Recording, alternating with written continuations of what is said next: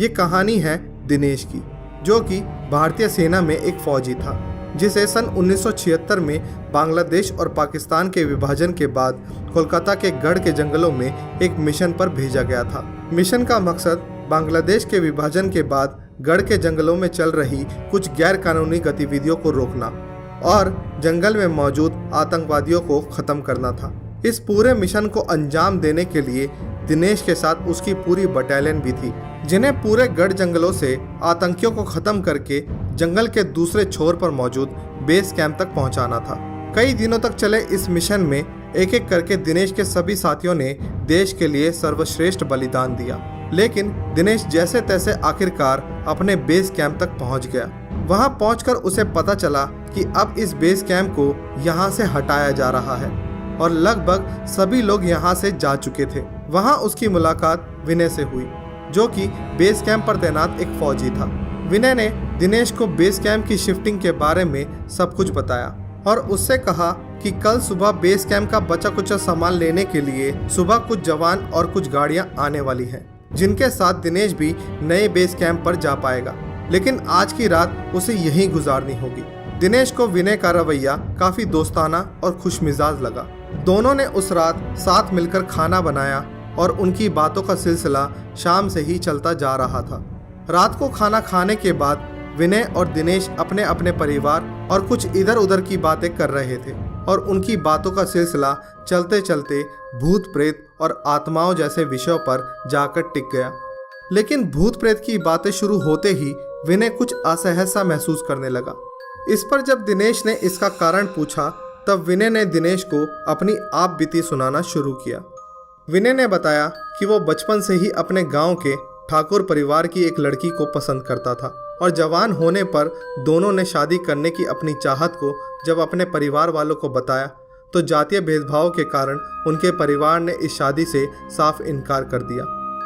इस पर दोनों ने घर से भागकर शादी करने का फैसला किया, लेकिन इसके बाद वो कभी अपने घर या अपने गांव वापस नहीं जा सके थे। तो उन्होंने शादी करने के बाद गांव से कुछ दूर जंगल के किनारे एक सुनसान जगह पर एक छोटा सा घर बनाया और फिर वहीं खुशी खुशी रहने लगे। सुनसान जगह पर लोगों से दूर रहने का कारण विनय की बीवी सुधा के परिवार वाले थे। विनय को हमेशा ये डर रहता था कि हो सकता है सुधा के परिवार वाले कभी भी सुधा और विनय को उनके किए की सजा देने की नीयत से वहां आ सकते थे। विनय को कई बार ये खबर मिली थी कि सुधा के परिवार वाले उनको खोज रहे हैं। इसके बाद विनय ने अपने भविष्य को सुरक्षित करने और उनके परिवार में आने वाले एक नन्हे सदस्य को एक खुशहाल जीवन देने के लिए जी तोड़ मेहनत की और अंततः उसे भारतीय सेना में नौकरी मिल गई।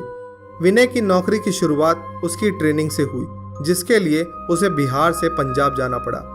जाते वक्त विनय ने सुधा को उसके परिवार वालों से सचेत रहने की हिदायत दी थी और फिर वो सुधा को छोड़कर ट्रेनिंग के लिए पंजाब चला गया।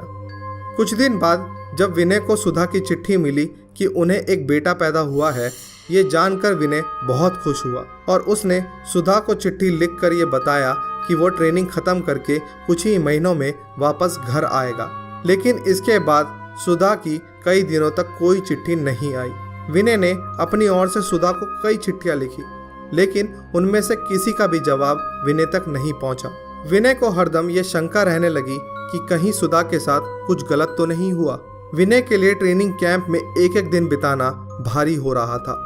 वो जल्द से जल्द घर वापस जाना चाहता था और काफी इंतजार के बाद आखिर वो दिन आ ही गया जब विनय की ट्रेनिंग खत्म हुई और अब वो घर जाकर कुछ दिन के लिए छुट्टियां अपने परिवार वालों के साथ बिता सकता था।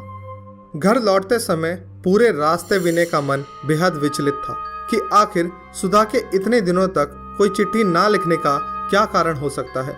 विनय पशोपेश में भारी मन से घर पहुंचा और घर में सुधा को अपने बच्चे के साथ खेलता देख विनय ने राहत की सांस ली।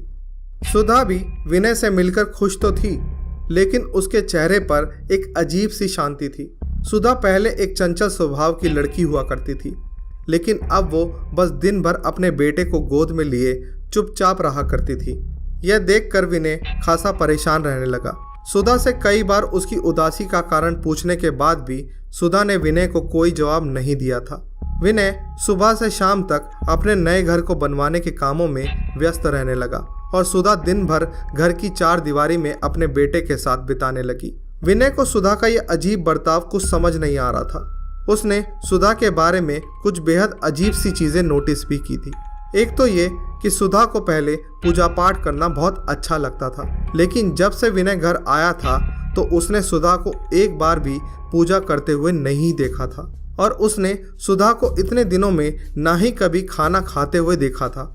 वो सुबह विनय से पहले उठ जाया करती थी और विनय के रात में सोने तक घर में ही इधर उधर बच्चे के साथ कुछ ना कुछ काम करती हुई दिखाई देती थी। एक दिन विनय अपने घर के पीछे बाड़ तैयार करने के लिए खुदाई कर रहा था, लेकिन खुदाई करते वक्त उसे जमीन में एक कपड़ा नजर आया।